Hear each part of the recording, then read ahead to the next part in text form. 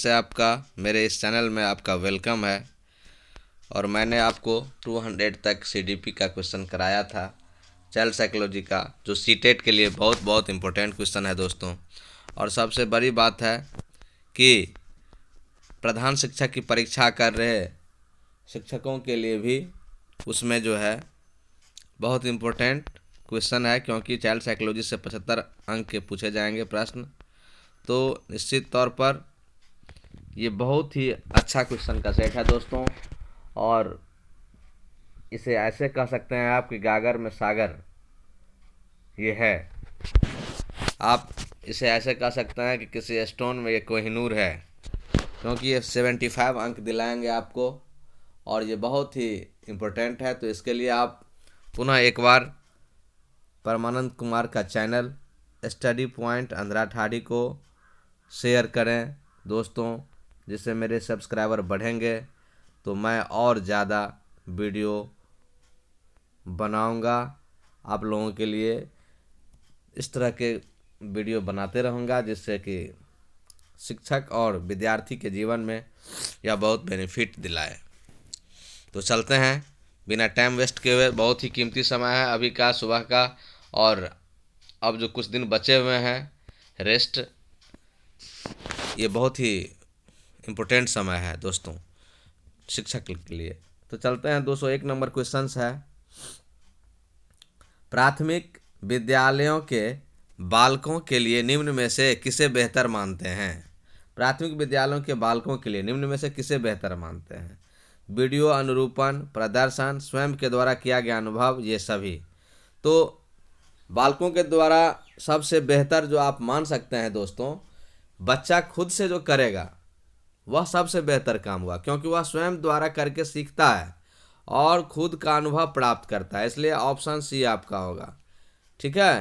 प्रदर्शन, वीडियो अनुरूपण, एक समय आप देखिएगा तो लगेगा कि आप चारों सही हो सकता है ऑप्शन, लेकिन सोचिए, थोड़ा मंथन कीजिए कि प्राथमिक विद्यालय के बालक अगर खुद से कुछ करता है और वह जो उससे फीलिंग्स, एक्सपीरियंस गेन करता है, वह काफ़ी बेटर होगा उसके जीवन के लिए, बच्चा के डेवलपमेंट के लिए। तो इसका ऑप्शन सी करेक्ट आंसर है दोस्तों। चलते हैं क्वेश्चन नंबर 202 आपके स्क्रीन पर रहा। ये वैगोट्सी बच्चों को सीखने में निम्नलिखित में से किस कारक की महत्वपूर्ण भूमिका निभाई है? देखिए दोस्तों, वैगोट्सी साहब जो है जे, पी और D, zonal of proximate development zone के बारे में जिक्र किया है उन्होंने। तो जे इस सामाजिक के रूप में ही वैगोत्सी ने ज़्यादा चर्चा किया है। इनका जो सामाजिक पर जो थेसिस है वो ज़्यादा है, सामाजिक सांस्कृतिक पर ज़्यादा इनका थेसिस है। और वैगोत्सी इसी के लिए जाने भी जाते हैं, जेडीपी के लिए। वैगोत्सी ने वास्तविक विकास के स्तर तथा संभाव्य विकास के स्तर के बीच के अंतर को समीपस्थ विकास का क्षेत्र कहा है। इसी को कहते हैं जेडीपी। और इसलिए ये चीज़ याद रखना पड़ेगा आपको, ये चीज़ याद रखना पड़ेगा जेडीपी के बारे में कि जेडीपी बड़ा अच्छा चीज़ वर्ड है। इसका मीनिंग होता है, फुल फॉर्म के ये, जोन ऑफ प्रॉक्सिमल डेवलपमेंट,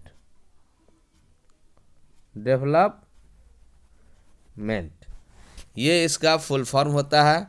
वैगोट्सी साहब ने जो सिस्टम तैयार किया रिसर्च करके कि बच्चों को कैसे डेवलपमेंट हो, क्या किया जाना चाहिए, तो उनका संज्ञानात्मक विकास जो था बच्चों की भाषा एवं चिंतन को महत्वपूर्ण साधन बताया था। साथ ही साथ इनका सिद्धांत जो था, यह संज्ञानात्मक विकास में सामाजिक कारकों यानी कि सोशल फैक्टर्स एवं लैंग्वेज यानी भाषा का महत्वपूर्ण स्थान दिया था। तो इसलिए इसमें अनुवांशिक, नैतिक, शारीरिक नहीं होकर के आपका ऑप्शन अगर ए है सामाजिक, तो सामाजिक पर आप टिक लगाइएगा। वैगोट्सी का नाम देखिएगा तो सामाजिक कारक है, सोशल फैक्टर है, इस पर आप टिक लगाइएगा। इसी के कारण से बच्चों का महत्वपूर्ण भूमिका पर बल देते हैं इन कारक पर।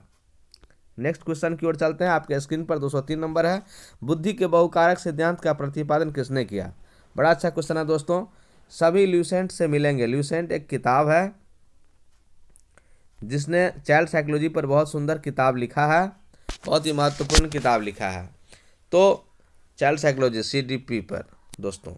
तो चलते हैं, बुद्धि के बहुकारक सिद्धांत का प्रतिपादन थॉर्नडाइक साहब ने किया था। ऑप्शन सी आपका राइट आंसर होगा। बुद्धि के बहुकारक सिद्धांत का प्रतिपादक थॉर्नडाइक साहब ने किया था। नेक्स्ट क्वेश्चन की ओर चलते हैं, बच्चों के सीखने की जो प्रक्रिया, बच्चों के सीखने की प्रक्रिया में माता पिता की भूमिका निभानी चाहिए। हाँ, माता पिता की भूमिका नकारात्मक तो निभानी नहीं चाहिए दोस्तों, ठीक है, नकारात्मक कभी भी नहीं निभानी चाहिए।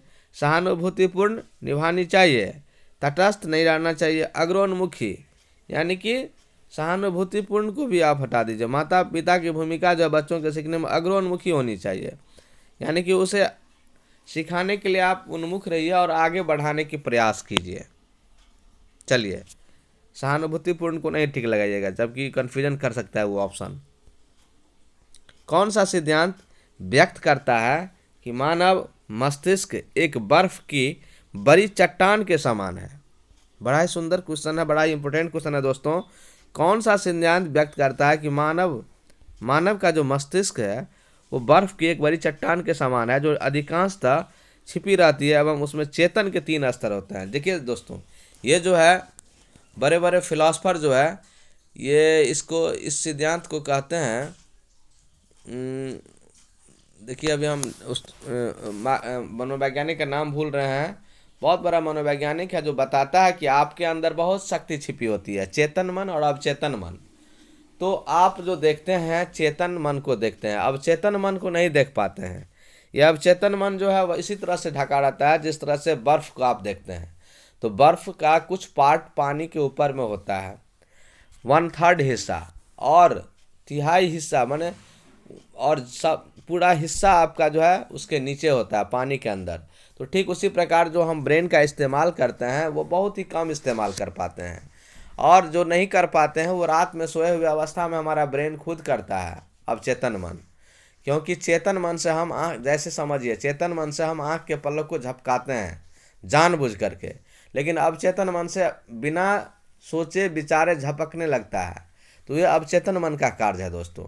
चेतन मन से हम पढ़ते हैं जानबूझ करके, और अवचेतन मन सोए हुए अवस्था में या किसी भी समय मंथन करने लगेगा, सोचने लगेगा, यानी कि वह अवचेतन मन का ये उपयोग हुआ। जितने भी दुनिया में वैज्ञानिक हुए, बड़े बड़े साइंटिस्ट हुए, बड़े बड़े फिलोसफर हुए, उन सभी का अवचेतन मन 90% काम किया है दोस्तों, तभी जा कर के वो बहुत बड़े विद्वान व्यक्ति बने हैं। चेतन मन तो उनका 3% 4% काम करता है। तो ये जो सिद्धांत व्यक्त करता है, आप चलते हैं क्वेश्चन पर रिटर्न होते हैं, क्वेश्चन की बात करते हैं टू द पॉइंट, कि मानव मस्तिष्क एक बर्फ की बड़ी चट्टान के समान है जो कि अधिकांशतः छिपी रहती है, उनमें चेतन के 3 स्तर होते हैं। यह कौन बताया? तो यह विश्लेषणात्मक सिद्धांत हुआ। हाँ, ये ऑप्शन आपका सी राइट जाता है। चलिए, कौन सा सिद्धांत है दोस्तों? बहुत अच्छा क्वेश्चन है। व्यक्तिगत शिक्षार्थी एक दूसरे से डॉट से भिन्न होते हैं। व्यक्तिगत शिक्षार्थी एक दूसरे से भिन्न होते हैं। क्यों भिन्न होते हैं? ये बहुत ही आसान क्वेश्चन है दोस्तों।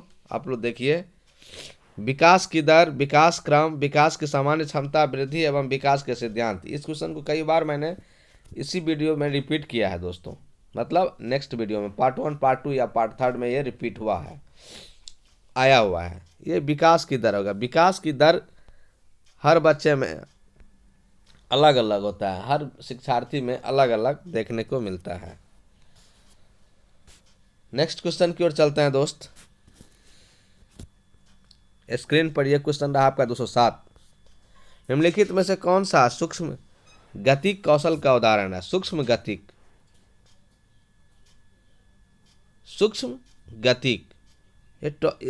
इस पर ध्यान दीजिएगा। माइक्रो मोटिव स्किल की बात हो रही है। तो दौड़ना, कोई माइक्रो मोटिव नहीं हुआ, चढ़ना या लिखना फुदकना नहीं हुआ, क्योंकि ये सब के लिए बहुत लंबे दूरी की आवश्यकता है। ठीक है, एक फील्ड की आवश्यकता है दौड़ने के लिए, चढ़ने के लिए एक सीढ़ी की आवश्यकता है, फुदकना भी एक सीमित क्षेत्र में नहीं होगा। लेकिन एक इतने सारे पार्ट पर आपको लिखने की कला दे दिया जाए तो ये एक कौशल हो गया। क्या हो गया?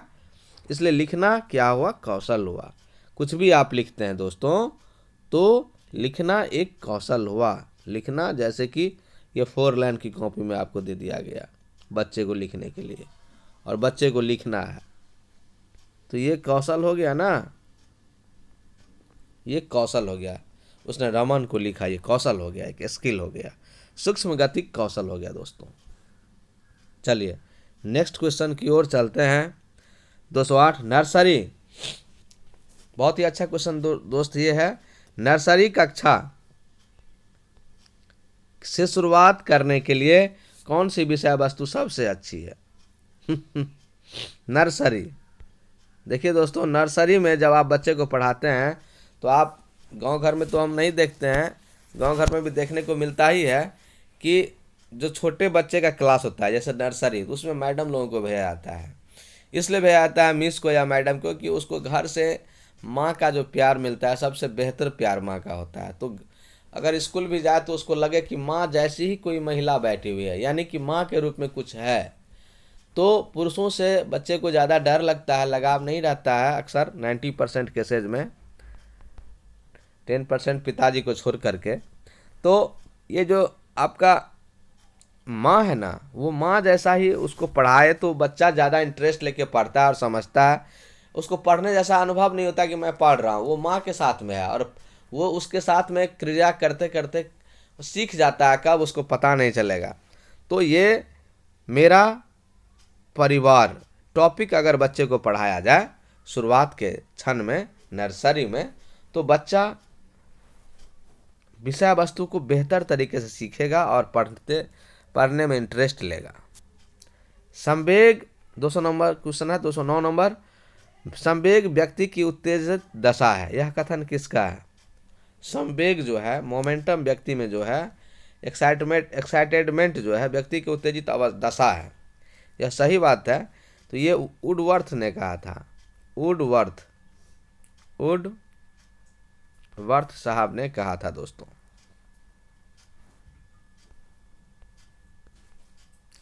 नेक्स्ट क्वेश्चन की ओर चलेंगे। क्वेश्चन नंबर 210, भाषा के अर्थ की सबसे छोटी इकाई। लगता तो है कि व्याकरण का क्वेश्चन है, लेकिन यह डीएलएड से संबंधित क्वेश्चन है। भाषा में अर्थ की सबसे छोटी इकाई को क्या बोलते हैं? तो स्वनिम बोलेंगे। रूपीम, वाक्य, संकेत, प्रयोग, विज्ञान नहीं बोल के स्वनिम, ऑप्शन ए आपका सही होगा। बालिकाओं की लंबाई किस अवस्था में बालकों से अधिक होती है?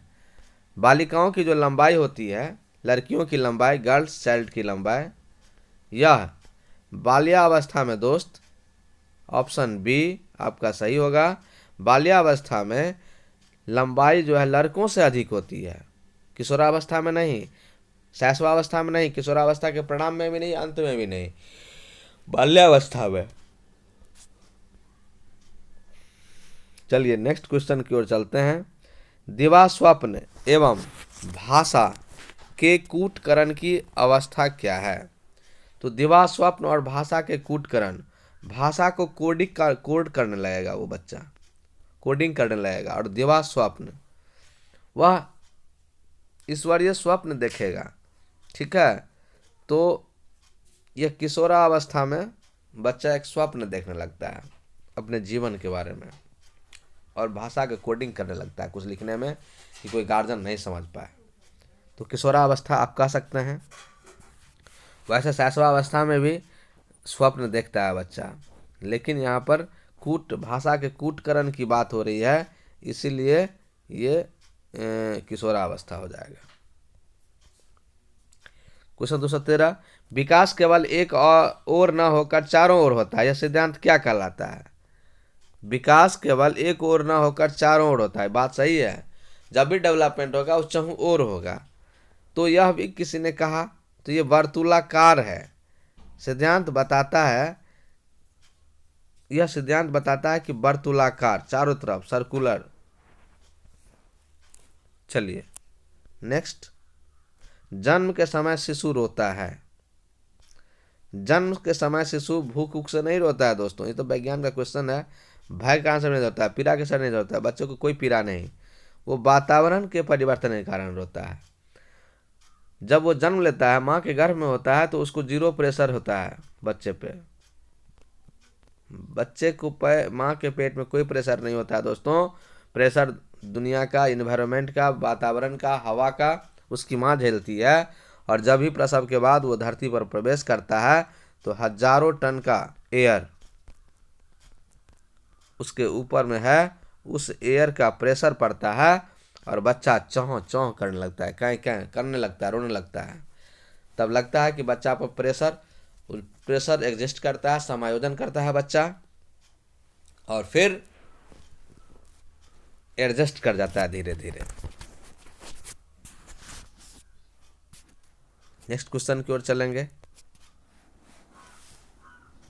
क्लार्क और बिर्च ने नर चिंपैंजी के शरीर में क्या किया?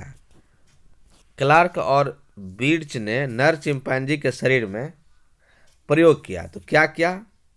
क्लार्क और बिर्च ने नर चिंपैंजी के शरीर में स्त्री हार्मोन प्रवेश कराए। रिसर्च करने के लिए आपको ये चीज किया होगा, स्त्री हार्मोन्स प्रवेश कराए। इस पर मैं कभी कभी बच्चों को बताता भी हूँ, क्योंकि बच्चे को बताने में लज्जा नहीं आनी चाहिए। खुशवंत सिंह अपनी बेटी को पुस्तक लिख करके दिया था एक बार, बहुत बड़े हिंदुस्तान के राइटर थे, मैंने पढ़ा था संपादकीय में, कि जब उनको अपनी बेटी की मासिक धर्म से संबंधित बातों को लिख करके देना था, तो वह पुस्तक लिखे, उसको छपवाए, और वो पुस्तक अपने एक मित्र, महिला मित्र को दिए, क्योंकि वो उनकी पत्नी मर चुकी थी, और महिला मित्र को दिए, और महिला मित्र को दे करके बोले कि मेरी बेटी को ये किताब गिफ्ट कर दो, और इस संदर्भ में ये किताब है। तो ऐसा कहना का मतलब है कि अपने बच्चों को शिक्षा देने में शर्म नहीं आनी चाहिए, बशर्ते कि सामाजिक माहौल अच्छा हो। और माहौल से क्या, माहौल तो आपको हमेशा अच्छा करिएगा तब भी आपको प्रति निगेटिव निगाह से ही देखेंगे। तो यहाँ पर मैं ये बताना चाह रहा था कि स्त्री हार्मोन प्रवेश कराए नर चिंपैंजी के शरीर में। स्त्री हार्मोन देने से क्या होता है कि उसमें कुछ स्त्री वाला गुण डेवलप होने लगता है विकास के क्रम में।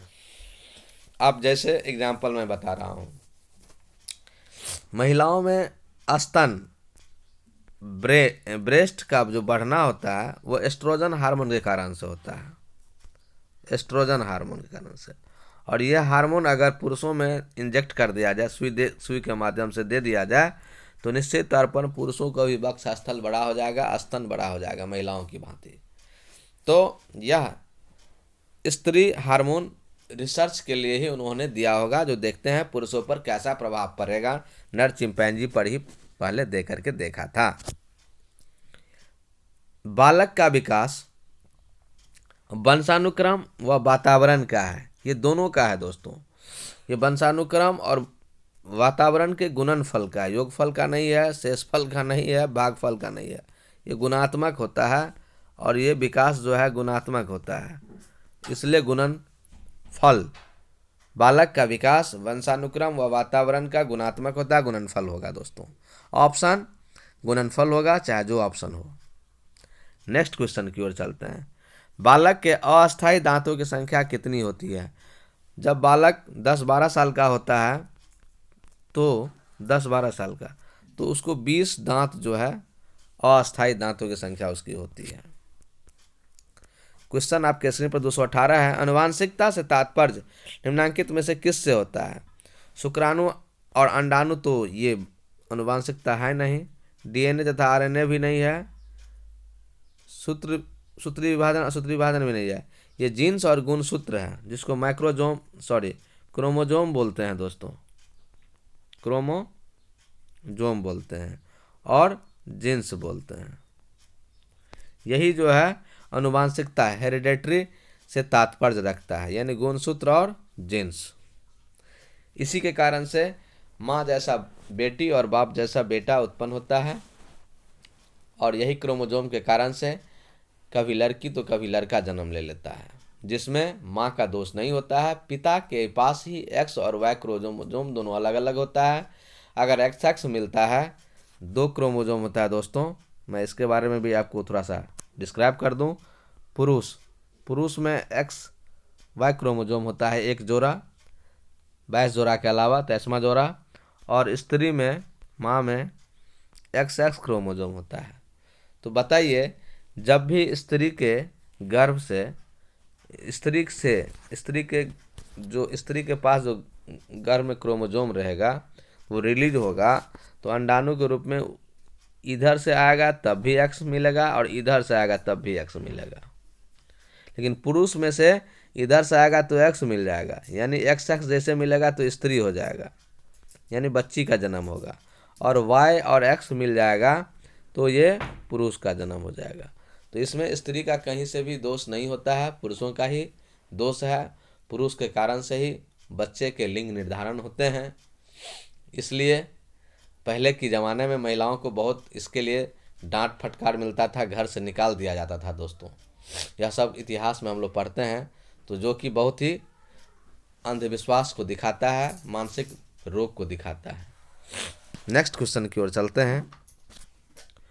आनुवांशिकता के वास्तविक निर्धारक होते हैं क्रोमोसोम, जिसको गुणसूत्र बोलते हैं। क्रोमोसोम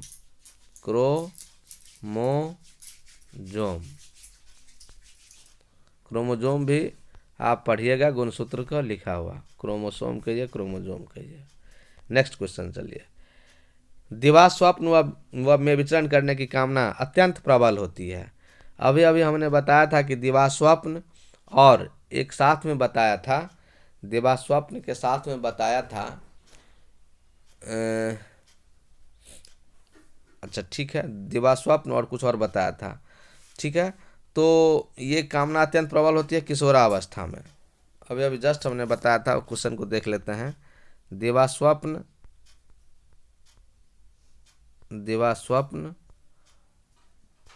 बड़ा अच्छा क्वेश्चन था। दिवा स्वप्न और भाषा के कूटकरण, यानी कोडिंग, ठीक है।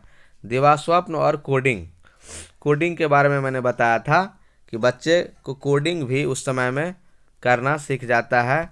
ये कौन सा अवस्था है? तो किशोरावस्था है। चलिए नेक्स्ट। क्रोध संवेग के कारण उत्पन्न प्रवृत्ति है। क्रोध संवेग के कारण उत्पन्न प्रवृत्ति है। यह आत्मगौरव की बात है? नहीं।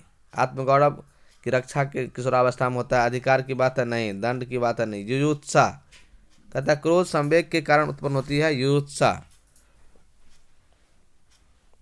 उत्पन्न प्रवृत्ति है। युयुत्सा में टिक लगाएंगे आप, युयुत्सा होती है। समान आयु स्तर के बालक बालिकाओं का बौद्धिक स्तर भिन्न होता है। यह कथन किसका है? समान आयु स्तर के बालक बालिकाओं का बौद्धिक स्तर, माने बॉय चाइल्ड और गर्ल चाइल्ड के बारे में हो रहा है, उसके बौद्धिक स्तर भिन्न होता है। यह कथन किसका है? तो हरलॉक साहब का है।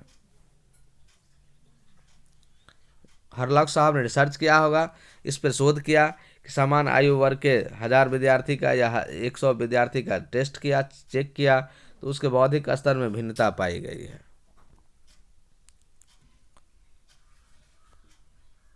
बालकों में सौंदर्यानुभूति विकसित करने का आधारभूत साधन क्या है?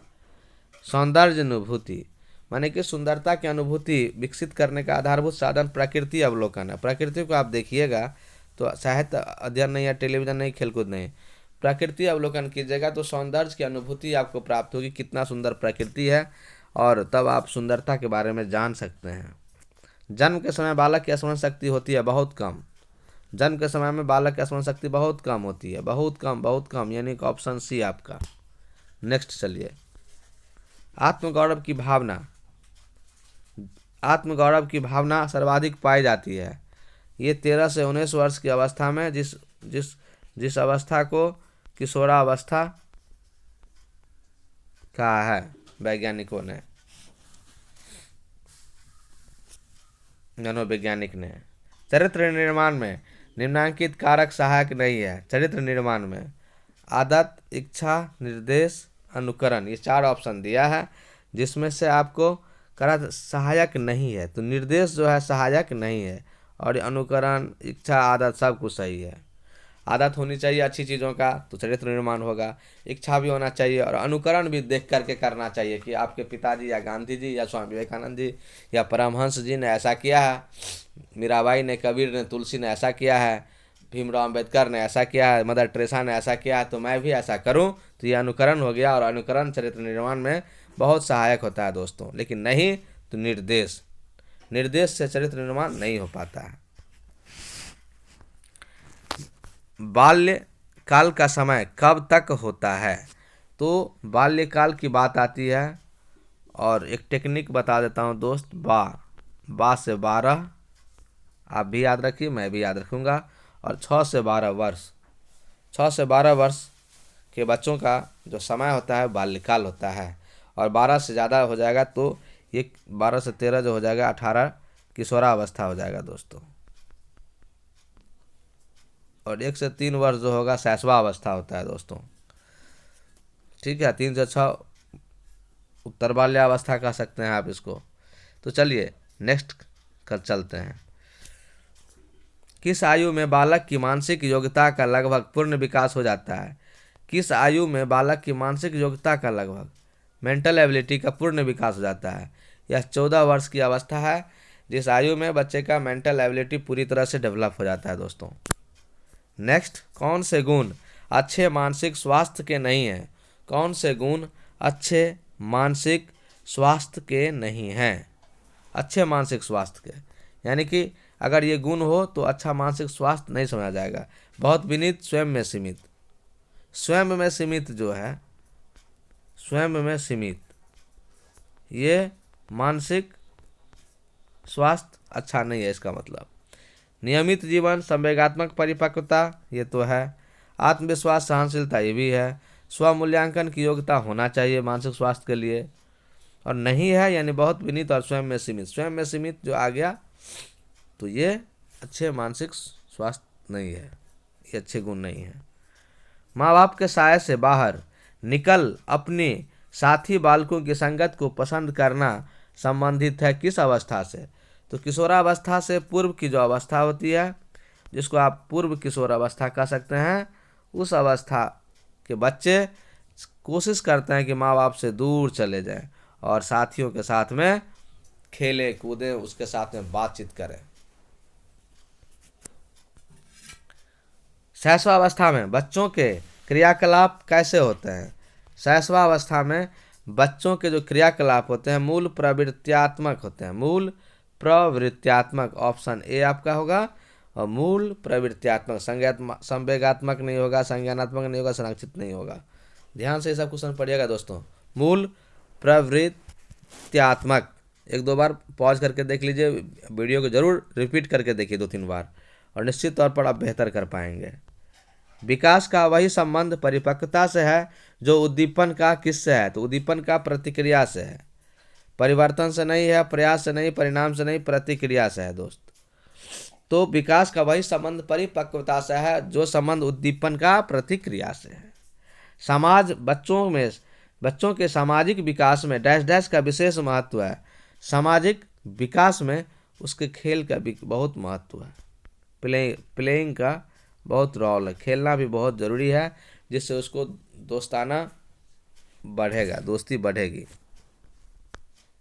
कोहल वर्ग का विकास सिद्धांत निम्न में से किससे संबंधित है? कोहल वर्ग जो है दोस्तों, ये नैतिक विकास से संबंधित बातों को किया था, और सामाजिक विकास की बात जब करेगा तो वाइगोत्स्की का नाम आ जाएगा, वाइगोत्स्की। और नैतिक विकास की जब बात होगी तो कोहल वर्ग का, संज्ञानात्मक विकास की जब बात होगी तो जीन पियाजे का। तो इस तरह से आप देख रहे हैं परमानंद कुमार अंधरा ठाड़ी का स्टडी पॉइंट, अंधरा ठाड़ी चैनल है दोस्तों।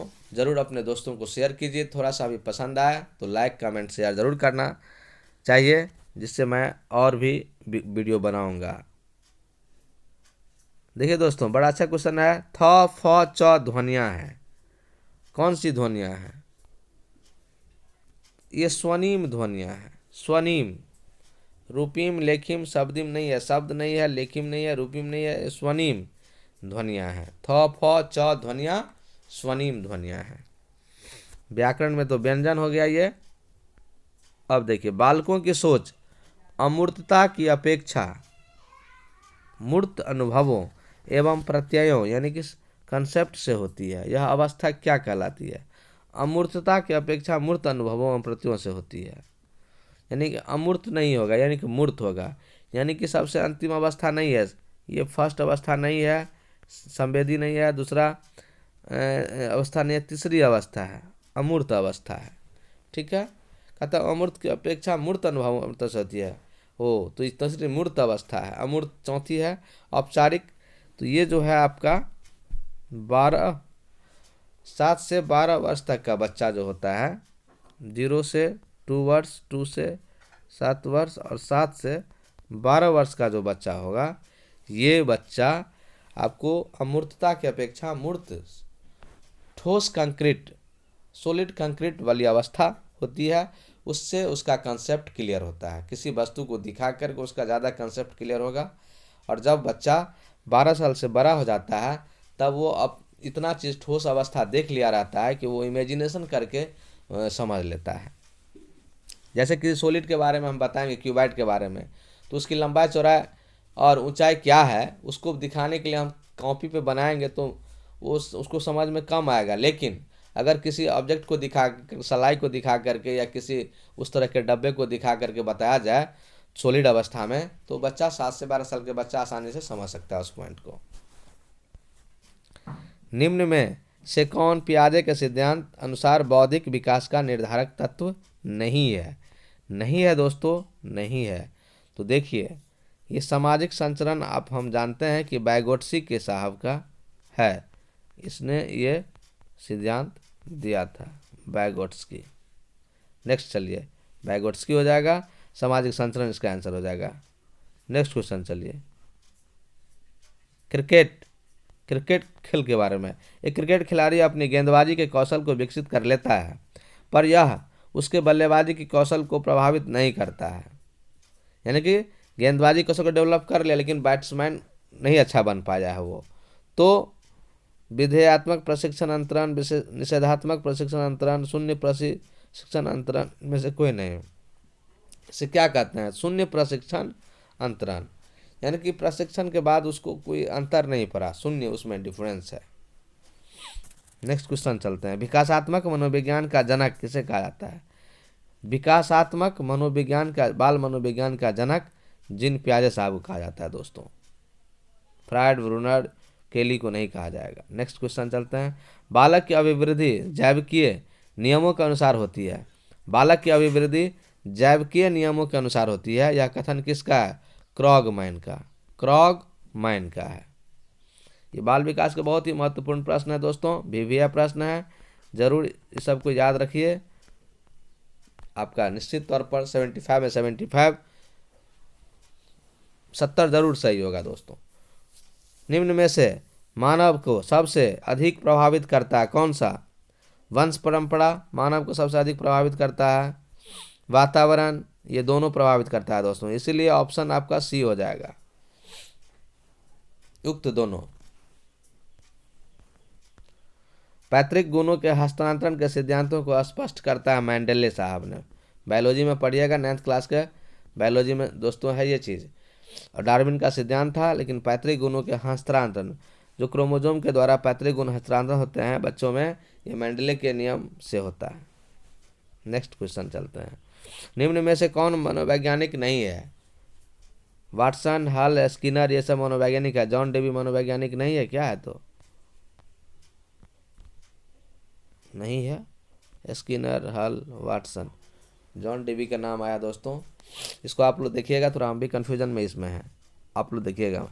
जॉन डेवी का नाम भी तो वैज्ञानिक, बाल मनोवैज्ञानिक में था, लेकिन कोई दूसरा वैज्ञानिक होंगे, सो देख लीजिए एक बार। उत्तर बाल्यावस्था की विशेषता है, उत्तर बाल्यावस्था की विशेषता क्या है? आत्मनिर्भर होना, मित्र मंडली या समूह का निर्माण करना, स्वतंत्र होना, उपयुक्त सभी है। उपयुक्त सभी। व्यक्ति एवं बुद्धि में वंशानुक्रम की क्या होती है? व्यक्ति एवं बुद्धि में वंशानुक्रम की नाम मात्र की भूमिका होती है, महत्वपूर्ण भूमिका होती है, अपूर्वोन्मुख भूमिका, आकर्षक भूमिका होती है। नाम मात्र भूमिका होती है। पहले के जो भी मनोवैज्ञानिक थे दोस्तों, वह कहते थे कि जैसा बीज रोपेंगे वैसा फल देगा, यानी आम का बीज रोपेंगे तो आम का फल देगा, उसमें भी कमज़ोर बीज देंगे आम का तो कमज़ोर फल मिलेगा। लेकिन बाद के मनोवैज्ञानिकों ने विश्लेषण करके बताया कि आप किसी बच्चे को जन्म के बाद हमें दे दीजिए, उसे आप डॉक्टर कहेंगे तो डॉक्टर बना दूंगा, उसे वकील कहेंगे तो वकील बना दूंगा, उसे इंजीनियर कहिएगा तो इंजीनियर बना दूंगा, आप जो कहिए, उसे IAS कहिए तो IAS बना दूंगा। ऐसा बाल मनोवैज्ञानिकों ने कहा। इसका मतलब है कि आप किसी भी परिवेश से आते हैं, आपका वंश मायने नहीं रखता है, आपके जो है वंशानुक्रम मायने नहीं रखता है, और आप किसी भी सेक्टर से, किसी भी परिवार से आते हैं, आपको अच्छा करना है तो उसके लिए ऐसा इन्वायरमेंट डालूंगा, वातावरण में डालूंगा आपको कि आप निश्चित तौर पर उतना बेहतर कर पाएंगे। यानी कि व्यक्ति एवं बुद्धि में वंशानुक्रम की नाम मात्र की भूमिका है। नेक्स्ट, बालक के सामाजिक विकास में सबसे महत्वपूर्ण कारक क्या होता है? वातावरण। सामाजिक विकास तभी आपका अच्छा होगा या बुरा होगा, वो वातावरण के ऊपर डिपेंड करेगा। वातावरण अच्छा होगा तो आप अच्छा आ जाएंगे। बहुत बड़े बड़े फिलोसफर बोलते हैं। सोनू शर्मा का एक दिन हम सुन रहे थे दोस्तों, तो उन्होंने कहा था कि यदि दोस्तों, मित्रों, यदि आपके पड़ोसी में कोई 25,000 रुपया कमा रहा है पर महीना, तो निश्चित तौर पर आप भी कितना टैलेंटेड क्यों नहीं होंगे, 25,000 रुपया ही कमाएंगे।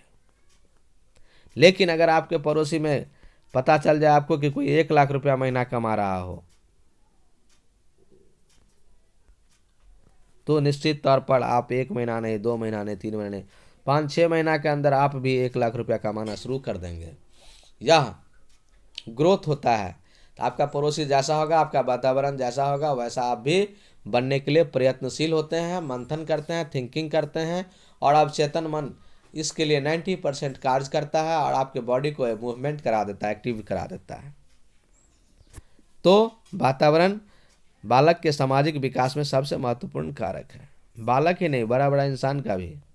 लड़कियों में बाह्य परिवर्तन किस अवस्था में होता है? किशोरावस्था में बाह्य परिवर्तन होता है।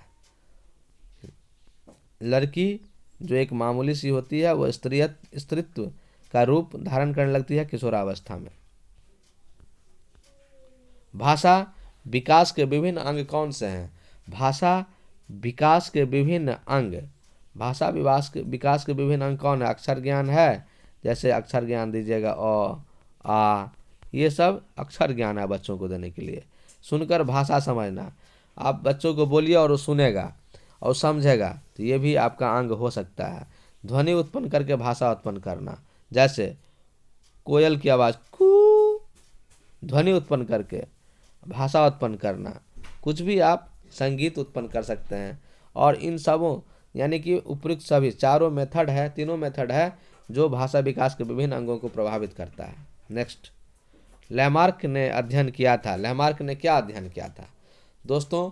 लैमार्क ने अध्ययन किया था वंशानुक्रम का। लैमार्क ने जो अध्ययन किया था वंशानुक्रम का, ये बड़ा अच्छा क्वेश्चन है। इस क्वेश्चन को आप लोग देख लीजिए। लैमार्क ने वंशानुक्रम का अध्ययन किया था दोस्तों। ज़्यादा लंबा वीडियो नहीं बनाना है दोस्तों, ये भी 38 मिनट का 40 मिनट का हो गया। 250 क्वेश्चन है आपका, निम्नांकित में से अवांछनीय संवेग है। अवांछनीय, वांछनीय नहीं, अनरिक्वायर्ड बोल सकते हैं इसको, ज़रूरत का चीज़ नहीं है, ऐसा संवेग कौन है? तो प्रेम, घृणा, आश्चर्य, ये तो वांछनीय है, ये होना चाहिए इंसान में, बच्चों में। लेकिन दगा, धोखेबाजी, चीटिंग, ये चीटिंग जो है ये नहीं होना चाहिए, इसलिए दगा होगा दोस्तों। ये संवेग बच्चों में नहीं होना चाहिए।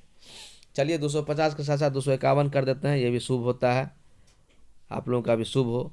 251, बालक के खेल के विकास को प्रभावित करता है। बालक के खेल के विकास को प्रभावित करता है? बालक के खेल